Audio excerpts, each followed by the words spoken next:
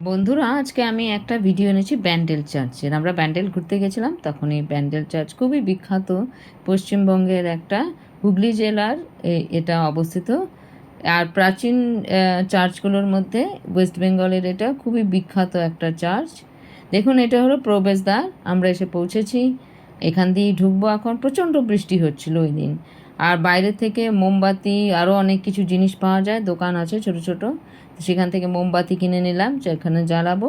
তো ব্যান্ডেল চার্চ হলো পশ্চিমবঙ্গে প্রাচীন প্রাচীন চার্চগুলোর মধ্যে একটা, যেটা হুগলি জেলার ব্যান্ডেলেই আছে। ব্যান্ডেল মানে হলো বন্দর।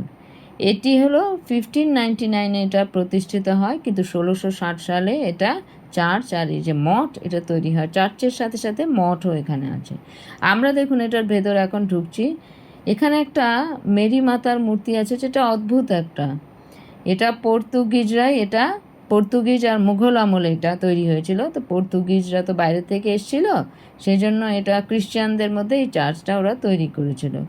আর এটা বা এই ট্যুরিস্টদের জন্য এটা খুবই একটা গুরুত্বপূর্ণ স্থান, বিশেষ করে যারা হিস্টোরিক্যাল প্লেস পছন্দ করে।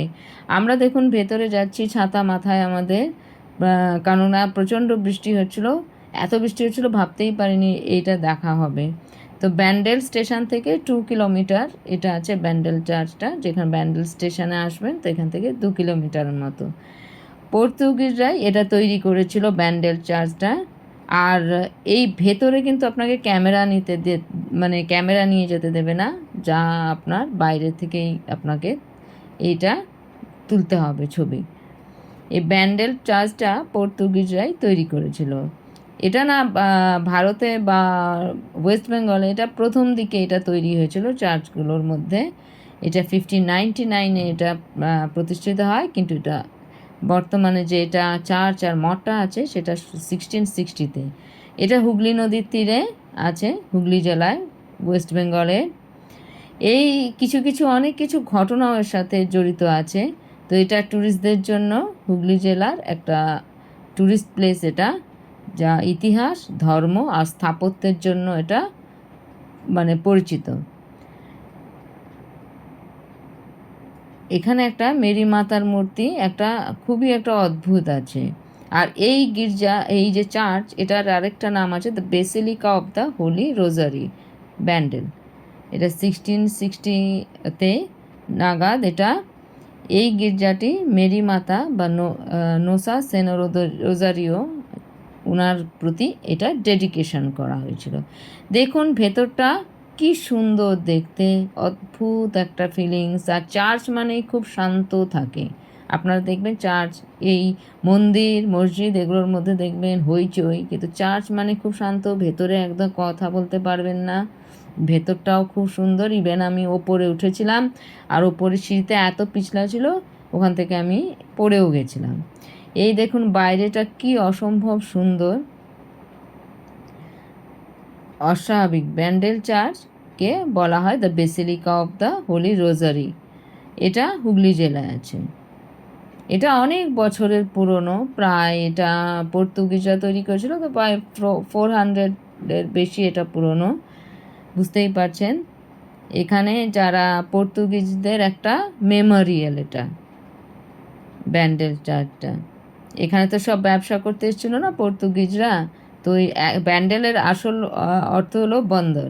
সেখান থেকেই এটা এই জন্য পর্তুগিজরা এখানে চার্চটা তৈরি করেছিল। আর হুগলি নদীর তীরে এটা বন্দর, এই জন্য ব্যান্ডেল নাম হয়েছে।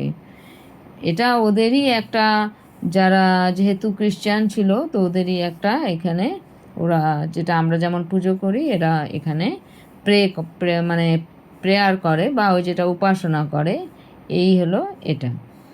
তো দেখুন বাইরে থেকেও দেখুন অদ্ভুত সুন্দর। আর দেখুন একটা অদ্ভুত একটা ফিলিংস আসে এখানে এলে।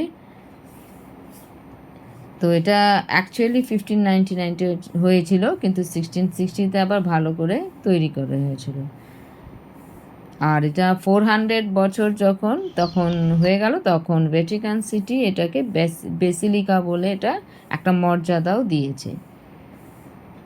এখানে হিস্টোরিক্যাল খুব এটা ইম্পর্টেন্স। তো ওয়েস্ট বেঙ্গলের একটা হিস্টোরিক্যাল প্লেসের মধ্যে ব্যান্ডেল চার্চটা খুবই বিখ্যাত। এটা ওয়েস্ট বেঙ্গলের ওল্ডেস্ট চার্চের মধ্যে একটা। আর এই পর্তুগিজরা এখানে এসে বাণিজ্য করতে এসেছিল, এদের যে একটা ইতিহাস, এটার একটা বিশাল একটা ইম্পর্টেন্ট অংশ এটা। আর চার্চের যে আর্কিটেকচার যেটা, সেটা খুবই আকর্ষণীয়। আর এটা ট্যুরিস্টদের একটা বিশাল একটা খুবই একটা ভালো একটা ট্যুরিস্ট প্লেস এটা।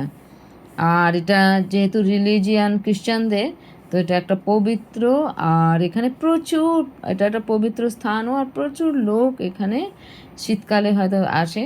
তো এই বৃষ্টি ছিল বলে এত ভিড় ছিল না। গির্জার ভেতর মাদার মেরির একটা বিখ্যাত মূর্তি আছে, যেটা আবার লেডি অফ হ্যাপি ভয়েস নামে পরিচিত।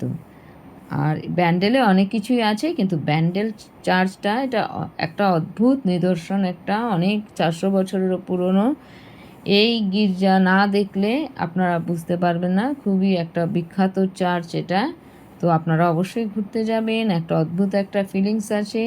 তো বাই রোড যদি যান কৃষ্ণনগর হয়ে, আমরা বা কল্যাণী এক্সপ্রেস হয়ে ব্যান্ডেল যেতে পারেন, বা কৃষ্ণনগর রোড ধরে এখান দিয়ে যেতে পারেন, যেটা বারাসাতের এদিকে আছে কৃষ্ণনগর রোড ধরে, সেভাবে যেতে পারেন।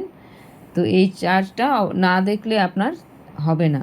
তো তাই আজকে এই পর্যন্তই, বাই।